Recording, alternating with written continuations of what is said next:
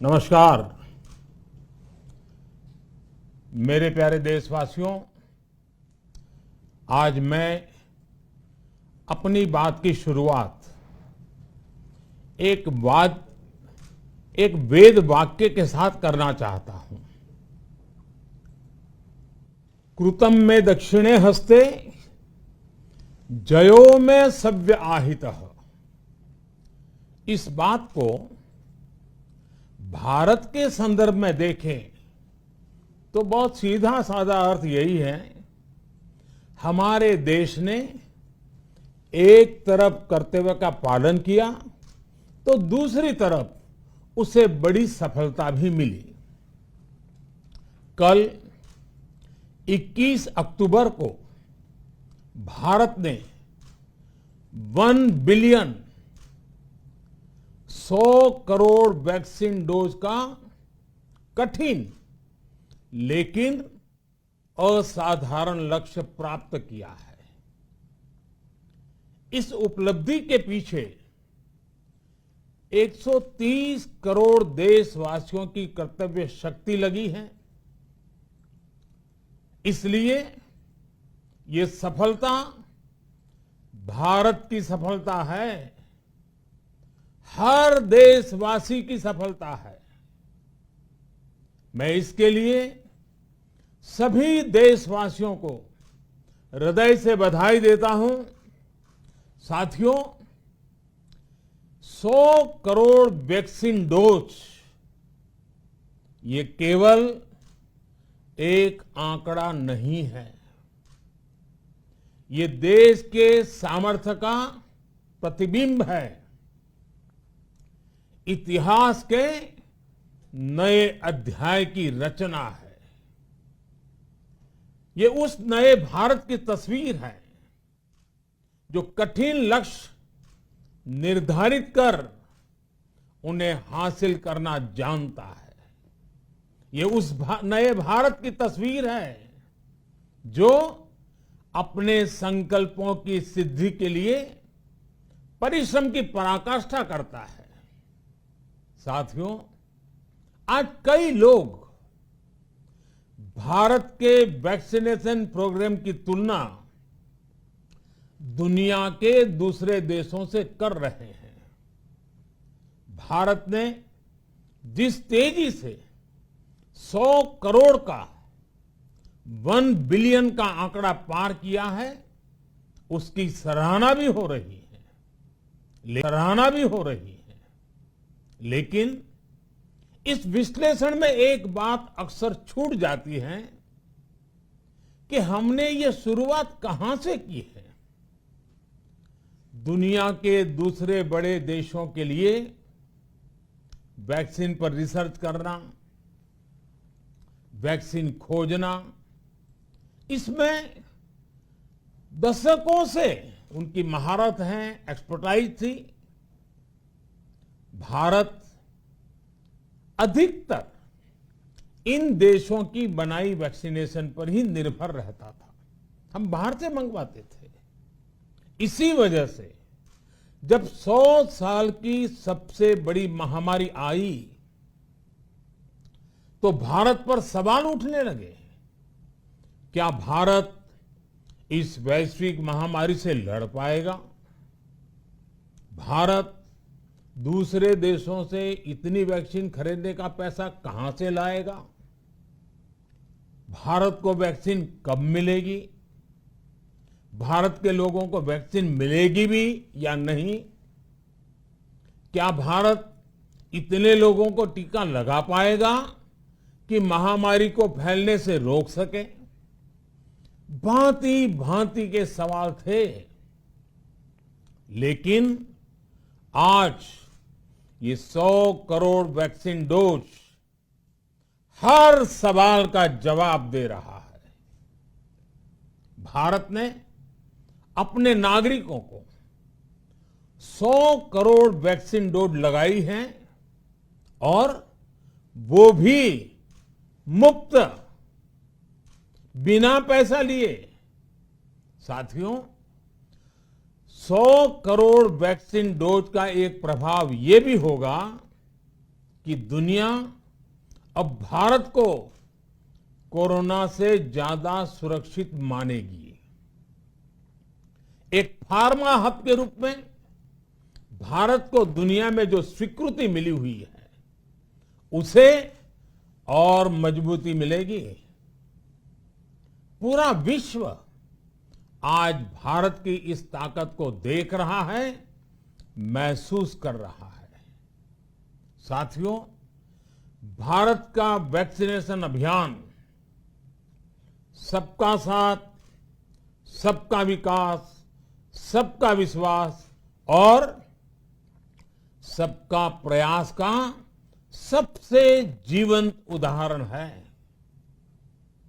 Corona महामारी की शुरुआत में ये भी आशंकाएं व्यक्त की जा रही थी कि भारत जैसे लोकतंत्र में इस महामारी से लड़ना बहुत मुश्किल होगा। भारत के लिए, भारत के लोगों के लिए ये भी कहा जा रहा था कि इतना संयम, इतना अनुशासन यहां कैसे चलेगा। लेकिन हमारे लिए लोकतंत्र का मतलब है सबका साथ। सबको साथ लेकर देश ने सबको वैक्सीन, मुफ्त वैक्सीन का अभियान शुरू किया। गरीब, अमीर, गांव, शहर, दूर सुदूर, देश का एक ही मंत्र रहा कि अगर बीमारी भेदभाव नहीं करती तो वैक्सीन में भी भेदभाव नहीं हो सकता। इसलिए यह सुनिश्चित किया गया कि वैक्सीनेशन अभियान पर वीआईपी कल्चर हावी न हो। कोई कितने ही बड़े पद पर क्यों न रहा हो, कितना ही धनी क्यों न रहा हो, उसे वैक्सीन सामान्य नागरिकों की तरह ही मिलेगी। कितने ही बड़े पद पर क्यों न रहा हो, कितना ही धनी क्यों न रहा हो, उसे वैक्सीन सामान्य नागरिकों की तरह ही मिलेगी। साथियों, हमारे देश के लिए ये भी कहा जा रहा था कि यहां ज्यादातर लोग टीका लगवाने के लिए आएंगे ही नहीं। दुनिया के कई बड़े विकसित देशों में आज भी वैक्सीन हेजिटेंसी एक बड़ी चुनौती बन गई है। लेकिन भारत के लोगों ने 100 करोड़ वैक्सीन डोज लेकर ऐसे लोगों को निरुत्तर कर दिया है। साथियों, किसी अभियान में जब सबका प्रयास जुड़ जाता है तो परिणाम अद्भुत ही होते हैं। हमने महामारी के खिलाफ देश की लड़ाई में जन भागीदारी को अपनी पहली ताकत बनाया। फर्स्ट लाइन ऑफ डिफेंस बनाया। देश ने अपनी एकजुटता को ऊर्जा देने के लिए ताली, थाली बजाई, दिए जलाए। तब कुछ लोगों ने कहा था कि क्या इससे बीमारी भाग जाएगी? लेकिन हम सभी को उसमें देश की एकता दिखी, सामूहिक शक्ति का जागरण दिखा। इसी ताकत ने कोविड वैक्सीनेशन में आज देश को इतने कम समय में 100 करोड़ तक पहुंचाया है। कितनी ही बार हमारे देश ने एक दिन में टीकाकरण का आंकड़ा पार किया है। ये बहुत बड़ा सामर्थ्य है, प्रबंध कौशल है, टेक्नोलॉजी का बेहतरीन इस्तेमाल है, जो आज बड़े बड़े देशों के पास भी नहीं है। साथियों, भारत का पूरा वैक्सीनेशन प्रोग्राम विज्ञान की कोख में जन्मा है, वैज्ञानिक आधारों पर पनपा है और वैज्ञानिक तरीकों से चारों दिशाओं में पहुंचा है। हम सभी के लिए गर्व करने की बात है कि भारत का पूरा vaccination program science born, science driven और साइंस बेस्ड रहा है। वैक्सीन बनने से पहले और वैक्सीन लगने तक इस पूरे अभियान में हर जगह साइंस और साइंटिफिक अप्रोच शामिल रही है। हमारे सामने चुनौती मैन्युफैक्चरिंग को लेकर भी थी, प्रोडक्शन को स्केल अप करने की भी थी। इतना बड़ा देश, इतनी बड़ी आबादी, उसके बाद अलग अलग राज्यों में, दूर दराज इलाकों में समय से वैक्सीन पहुंचाना, ये भी किसी भागीरथ कार्य से कम नहीं था। लेकिन वैज्ञानिक तौर तरीकों और नए नए इनोवेशन से देश ने इस चुनौतियों के समाधान तलाश से असाधारण स्पीड से संसाधनों को बढ़ाया गया। किस राज्य को कितनी वैक्सीन कब मिलनी चाहिए, किस इलाके में कितनी वैक्सीन पहुंचनी चाहिए, इसके लिए भी वैज्ञानिक फॉर्मूले के तहत काम हुआ। हमारे देश ने कोविन प्लेटफॉर्म की जो व्यवस्था बनाई है, वो भी विश्व में आकर्षण का केंद्र है। भारत में बने कोविन प्लेटफॉर्म ने न केवल आम लोगों को सहूलियत दी, बल्कि हमारे मेडिकल स्टाफ के काम को भी आसान बनाया। साथियों, आज चारों तरफ एक विश्वास है, उत्साह है, उमंग है। समाज से लेकर इकोनॉमी, हम हर तबके पर देखें, ऑप्टिमिज्म ऑप्टिमिज्म ऑप्टिमिज्म ही नजर आता है। एक्सपर्ट्स और देश विदेश की अनेक एजेंसीज भारत की अर्थव्यवस्था को लेकर बहुत सकारात्मक है। आज भारतीय कंपनियों में न सिर्फ रिकॉर्ड इन्वेस्टमेंट आ रहा है, बल्कि युवाओं के लिए रोजगार के नए अवसर भी बन रहे हैं। स्टार्टअप्स में रिकॉर्ड इन्वेस्टमेंट के साथ ही रिकॉर्ड स्टार्टअप्स यूनिकॉर्न बन रहे हैं। हाउसिंग सेक्टर में भी नई ऊर्जा दिख रही है। पिछले महीनों में किए गए कई सारे रिफॉर्म्स, कई सारे इनिशिएटिव, गति शक्ति से लेकर नई ड्रोन पॉलिसी तक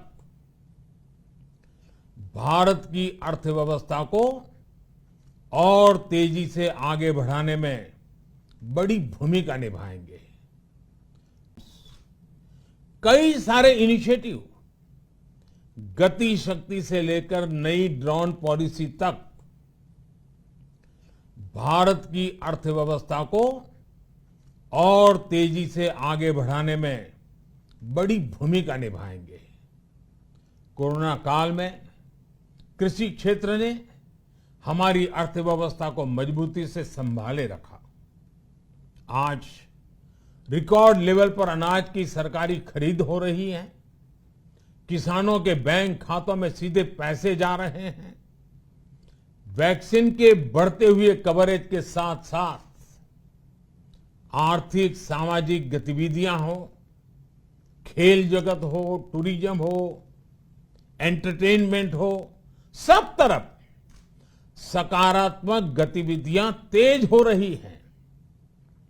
आने वाले त्योहारों का मौसम इसे और गति देगा और शक्ति देगा। साथियों, एक जमाना था जब मेड इन ये कंट्री, मेड इन वो कंट्री, इसी का बोलबाला था, बहुत क्रेज हुआ करता था।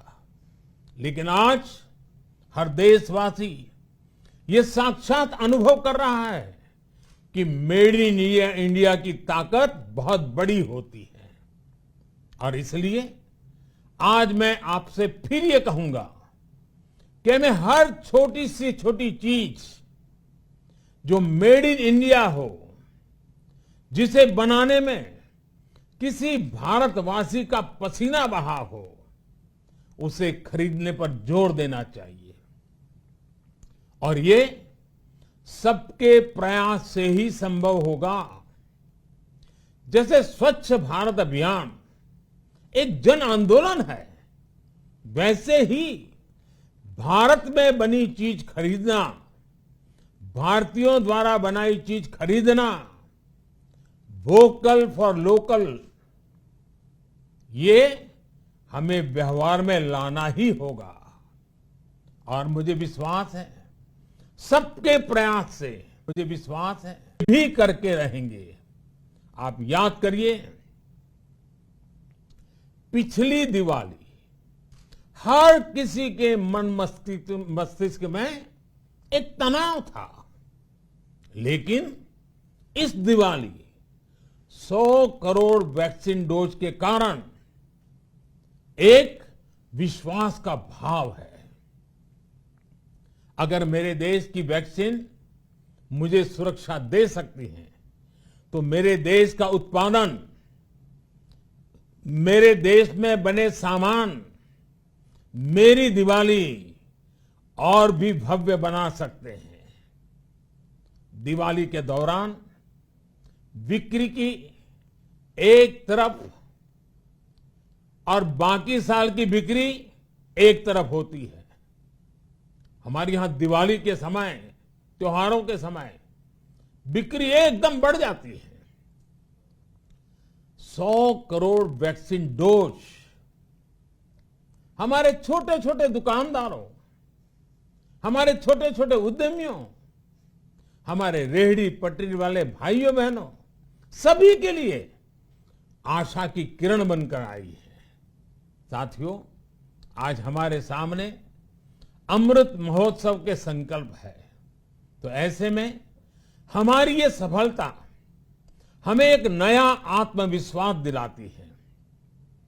हम आज कह सकते हैं कि देश बड़े लक्ष्य तय करना और उसे हासिल करना बखूबी जानता है, लेकिन इसके लिए हमें सतत सावधान रहने की जरूरत है। हमें लापरवाह नहीं होना है। कवच कितना ही उत्तम हो, कवच कितना ही आधुनिक हो, कवच से सुरक्षा की पूरी गारंटी हो, तो भी जब तक युद्ध चल रहा है, हथियार नहीं डाले जाते। मेरा आग्रह है कि हमें अपने त्योहारों को पूरी सतर्कता के साथ ही मनाना है। और जहां तक मास्क का सवाल है, कभी कभी जरा, लेकिन अब तो डिजाइन की दुनिया भी मास्क में प्रवेश चुकी है। मेरा इतना ही कहना है, जैसे हमें जूते पहन करके ही बाहर जाने की आदत लग गई है ना, बस वैसे ही मास्क को भी एक सहज स्वभाव बनाना ही होगा। जिनको अभी तक वैक्सीन नहीं लगी है, वो इसे सर्वोच्च प्राथमिकता दें। जिन्हें वैक्सीन लग गई है, वो दूसरों को प्रेरित करें। मुझे पूरा भरोसा है कि हम सब मिलकर प्रयास करेंगे तो कोरोना को और जल्द हरा पाएंगे। आप सभी को आने वाले त्योहारों की एक बार फिर बहुत बहुत शुभकामनाएं, बहुत बहुत धन्यवाद। नमस्कार, मैं हूं मानक गुप्ता। अगर आपको हमारा ये वीडियो पसंद आया हो तो इसे लाइक और शेयर जरूर करें और हां, हमें सब्सक्राइब और फॉलो करना ना भूलें ताकि आप देश और दुनिया की कोई खबर मिस ना करें। तो जुड़े रहिए हमारे साथ और देखते रहिए News 24।